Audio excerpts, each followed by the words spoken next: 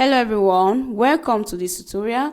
In this video, we're going to walk you through the step-by-step process on how to install and set up SalesBlink Action Automation for workflow apps. Once you're on your account, head over to App Marketplace, click on it, search for your app and click on it. Click on Install. Here, click on Allow and Install. Once your app has successfully installed, you're going to refresh your tab and click on the custom page. Then the interface of the app is going to pop up where you have access to your documentation. Under the tutorials, you're going to have access to the SmartQ video that's going to serve you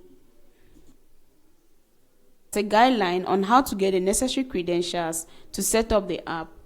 We equally have the setup, which shows the status of the app. Here, we notice that our app haven't yet been connected. But no worries, we're going to walk you through on how to connect and set up the app. First thing, you're going to head over to your account online. Once you're here, click on the icon. You're going to click on integrations. You're going to scroll down and click on API keys. Click on create API key. You're going to enter your API key name and click on create new API key. There we go. Our API key has been created. So you're going to copy your API key, head over back to your account, click on Start Setup and paste your API key.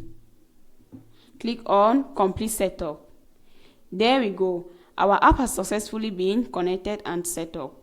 We equally have the support center. At the level of support center, you can create a ticket for our support team or you can book a call with our support team. We have the change log. At the level of change log, you're going to see the necessary notifications concerning the new updates and the changes of this app. In order for you to receive these notifications, you're going to toggle on the notification button, enter your email, and click on subscribe.